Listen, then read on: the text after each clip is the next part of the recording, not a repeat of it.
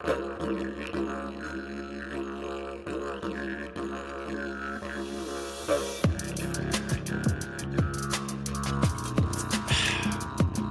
guys. Welcome to T11. Sorry about the swig of water that I just took. I'm sure I could have timed that out a little better, don't you think? If you're watching on YouTube, hi, good to have you here. Thank you so much for liking, sharing, subscribing, all that kind of stuff. It means a lot to me. It really does mean a lot to me. The show's been taking off ever since I decided to come in here and just open up my heart. Kind of wing it a little bit. Kind of see where the show takes me. So I want to thank you guys for being here. Thank you. I also want to start off with a quick message for you gun lovers out there. I just used a public restroom. And for those of you that are gun lovers and think that everybody should have a gun, just go into a public restroom and realize what shitty aim people have. If you can't hit a toilet while you're standing right above it or sitting right on it, you do not deserve to own a gun, okay? So rethink that. It's a little idea I had for you guys. Oh, God. Like I said, thank you so much for being here. A lot of stuff going on in my life. Thanks for picking up the Wombats t-shirts. If you go to terryjames.com, you click on merch, you can pick one up. It's going to go to the brand new studio that I will be building. Going to be moving at some point, and when I'm finding a home, it's going to have a specific place for a real, legitimate studio. I am sitting at a desk in a corner of a bedroom. There's a bed right over here. My guest bedroom is right there. Got a cool view, got a patio and all that stuff. I have that. But this ain't no studio. This is, I feel shitty here. So all that money goes to that type of stuff. So thank you very much for supporting me and the show and everything else. It's really, really good. And thank you so much for helping me find my category. The show was unfindable.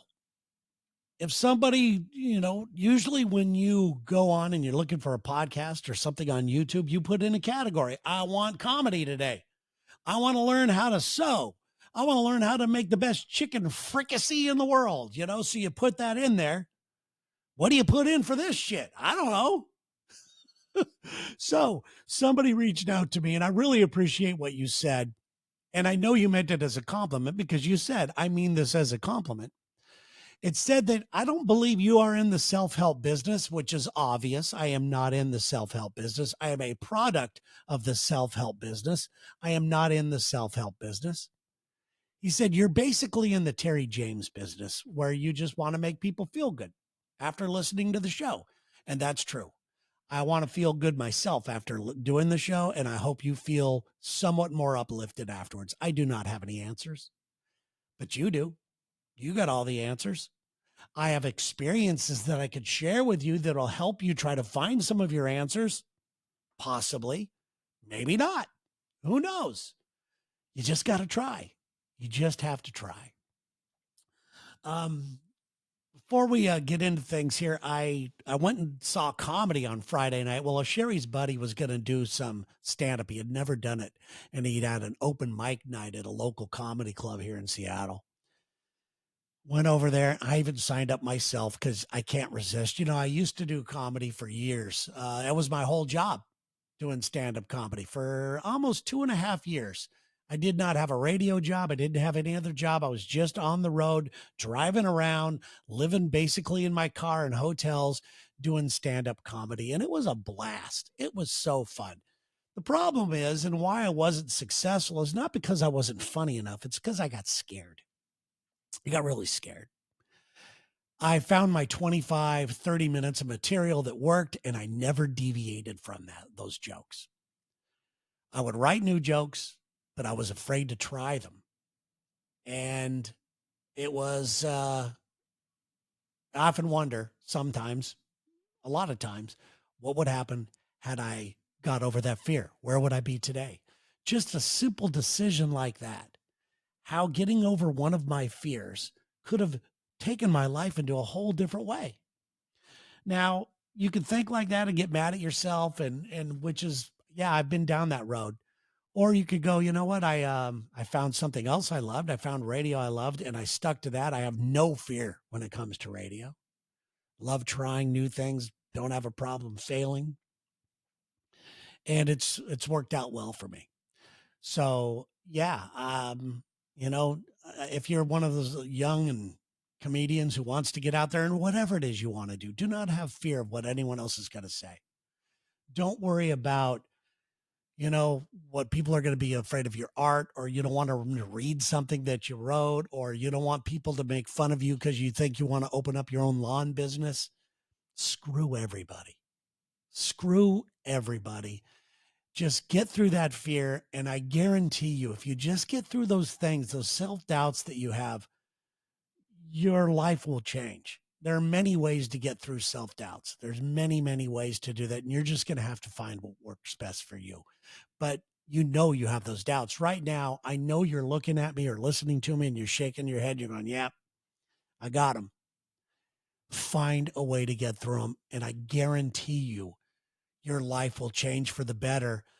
And not necessarily in some instances, it will take you to a whole new world. In other ways, it'll just make you more confident. It'll make you a better father. It'll make you a better wife. It'll make you better. Who knows? You're just going to be more fun to hang around with. You're going to be less bitter because you tried something. It's crazy. So I went to the comedy thing, and there were all these young comedians, and I was inspired. I was inspired because they were going for it. And it made me realize that I need to get back to being me. What I learned from watching these younger comedians, I mean, I was the old guy, and that was not fun. I'm going to tell you that right now. That was not fun being the old dude. I know that they're standing there and, watching me perform or whatever, and they'd be going, God, I hope that's not me. Well, in 30 years, I got news for you. It's going to be you in 30 years. Whether you're successful or not, it's going to be you in 30 years. You never get rid of the bug of wanting to be on stage. It is such a thrill. It is such a fun thing. If that bug bites you, a lot of people, it doesn't bite, but when you get on that stage and it hits you, like I guarantee you, it hit Sherry's Fred. He did so good. He was original. He was likable. He didn't care. This guy, if he wants to go further in this career, he will be huge. I was blown away, but I'm not going to be the guy to tell him that. I'm not the guy to tell you where to go anymore. I'm out of that business. I'm out of that business. I see brilliance in people. That's one of my gifts. I see talent in people that they have never seen before in their life. I have no problem telling people, man, you were really good. You should really consider doing that. I'm not going to tell anybody how to do it because everybody has their own path. Everybody does. That's why I think this whole self-help industry thing is BS. Just buy my book. It'll change your life. No, it won't.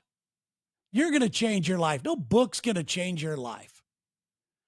Just staying focused will change your life. Staying less scared of people, of ideas, of situations, food. Try new things all the time. Open up your world. It could be something as simple as traveling to some place that you were kind of afraid to go to. How many times have you heard people say, when I went to Japan, my whole life changed. I saw a whole different way people live, or where I went to this or that. Just get out of your comfort zone and see how it affects you. And take a moment to close your eyes and then trust that and follow the way you're affected. Some people may say, I never want to go there again. Follow that, honor that, but try something. Just try something, for Christ's sake. So I decided over the weekend, after watching all these just fantastic people giving their shot up on stage, everybody was supportive of one another, even if they weren't funny or not. It was really, really, really, really, it filled my heart to see it. And it reminded me, you know what I need to do?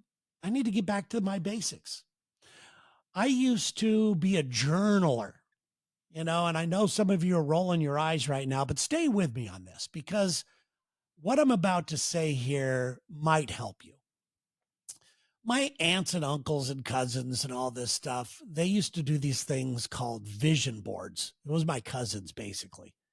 And they would take a piece of construction paper. And the idea was you would cut out things out of magazines that you want your life to look like. Could be a healthy person. It could be a big mansion on a hill. It could, in my case, this is what I had. I had a Porsche. I had a mansion on a hill. I had a hot chick. I actually taped up a dollar bill on there because I wanted money. I wanted money in my life. I wanted that. All material things, all of these things, because I didn't come from money. It's whatever. What's that like? I want to see what that's going to be like. And I did that. And the idea is you're supposed to look at it in the morning when you wake up. You're supposed to look at it before you go to bed. And if you're at home and you have time to take a look at it, just look at it, take a few breaths and soak it in. Didn't do much for me, the vision boarding.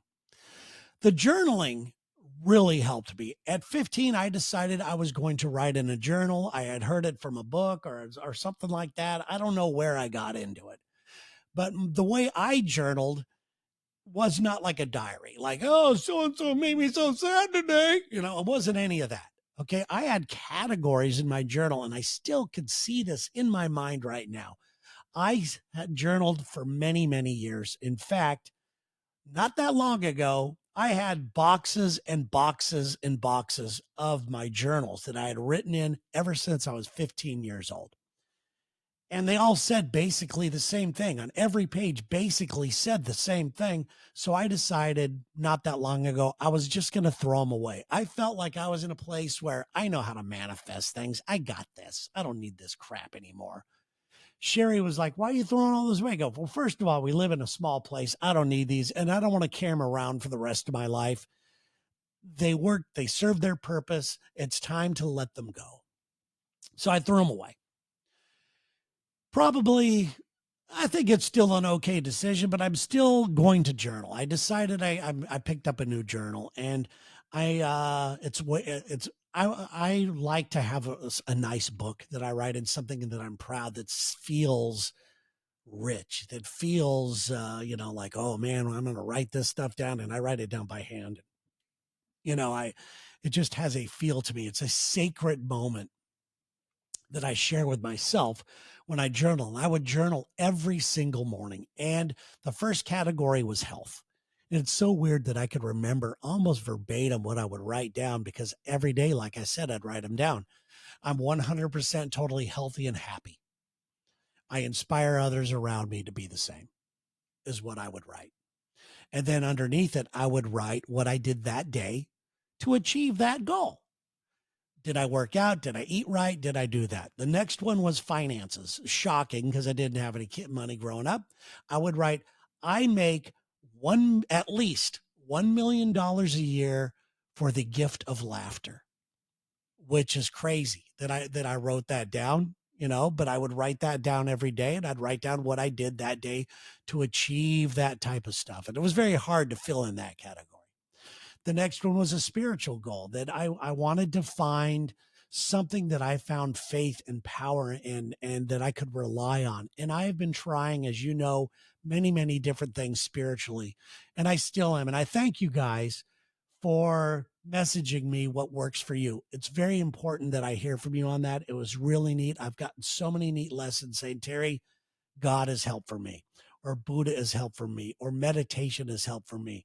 All these things. And it's that connection that we have. I'm sorry. It's that connection that we have on this show that makes me do this a couple times a week.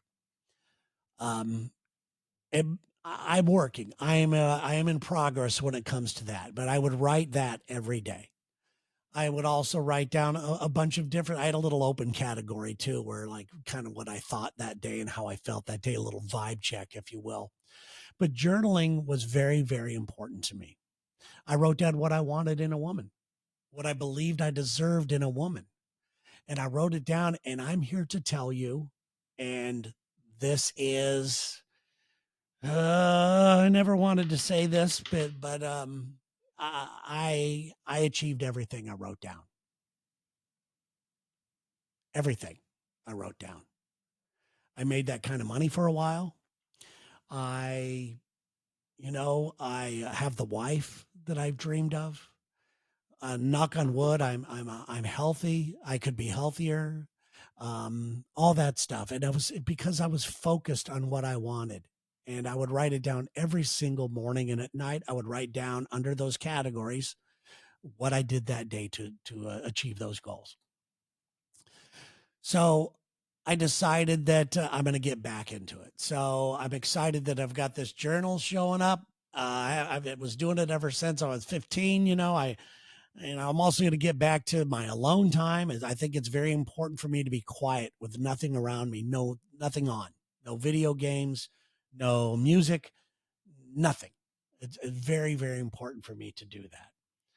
So I'm going to be doing that, and my health is a big issue. I want to maintain that, and I want to expand it. I want to be one of those older guys. I'm already an older guy, but I want to be those older guys that are so inspirational that people will go, how do you do it? How do you keep that joy in your life? How do you do that? And that's something that I'm losing right now. Well, it's not joy that I'm losing. I think I'm experiencing just as much joy as I always have in my life. I have great friends. I'm very lucky to have fantastic friends. I have fun moments. I laugh on a daily basis. Sherry and I have tears coming out of our eyes every single day with something that one of us says. There's a lot of joy in my life. My radio show in the morning, so much joy, so much joy. But one of the things I am losing is I'm not experiencing as much hope as I used to. And I think that might come with age. I think that's why older people are so pissed off. They start looking back, like at the comedy thing that I was talking about. They start looking back at the decisions or the fears that they didn't ever step through. But I don't know. Maybe it just comes with age. I'm just not experiencing as much hope.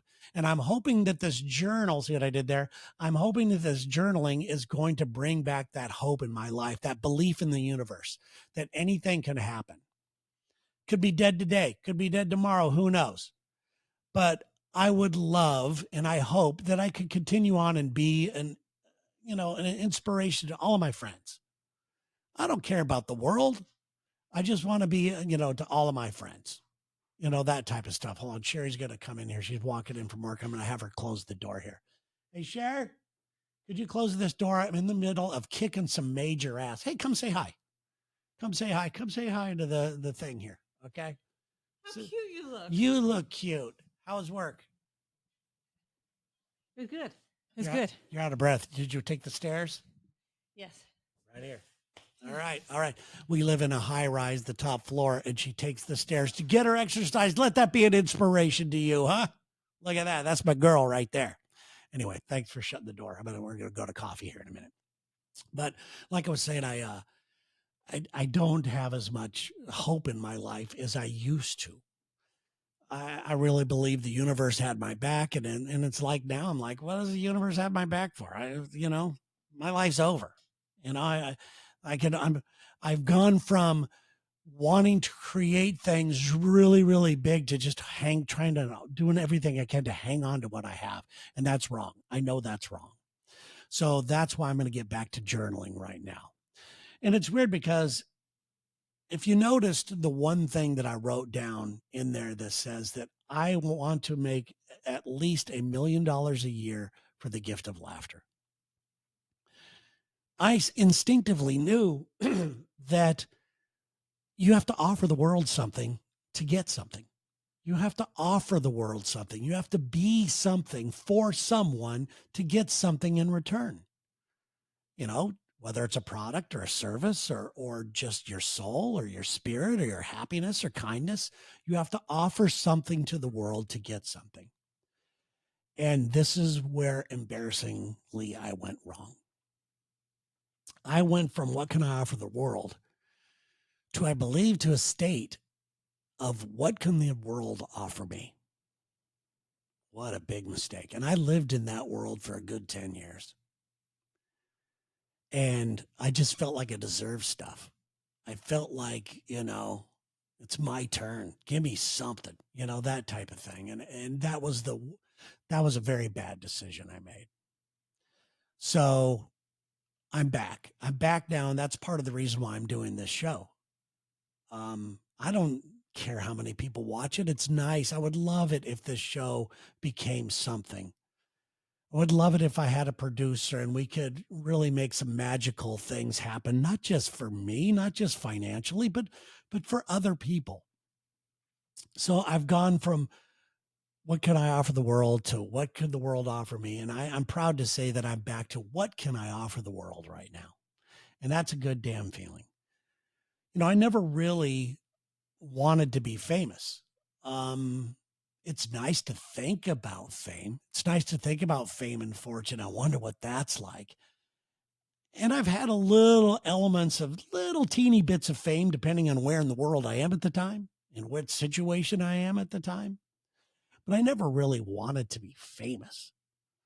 I wanted to be familiar. I still want to be familiar, in my own little slice of the world. I want to be that person. When I walk into a room full of my friends, it's like, oh, Terry's here. Something fun's going to happen. There's going to be some laughs. He's always got something good to say. That's all. That's all I want. That's all I want. I was a pretty lonely kid. I didn't have a lot of friends like I've talked about before, but I want to see the faces light up. When it's on, I just want to be liked. I want to be accepted. And so that's where I am. That's where I am right now. And as you know, Sherry's here, so I'm going to go get some coffee and I'm not going to be sad. It's just something I want so bad. It's just, have you ever wanted something so bad that you just can't help yourself? If you can't push down the emotion. Have you ever had that in your life? If you haven't, God, I pray that, and there's some spiritual thing, I pray that each and every one of you has those moments in your life to where you're so affected by something instead of letting things affect you.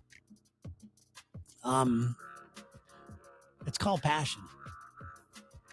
And it could be for anything. Could be for muscle cars. I see Sherry with the passion for muscle cars. We'll be driving down the street and I'll hear, oh, and I'll be thinking we're getting in an accident or something. She'll scream. She'll go, no, it's a 67 Camaro RT, man. It's got the thing with the pipes. She's so passionate about it. I want new cars. Love new cars. I like knowing that when I get in a car that it's going to get me to where I'm going. It's all I need now. But Sherry has that passion for cars and it can't help but rub off on me. So find your passion, let it rub off on other people, and you'll be good. You'll be good. Thank you guys. Appreciate it.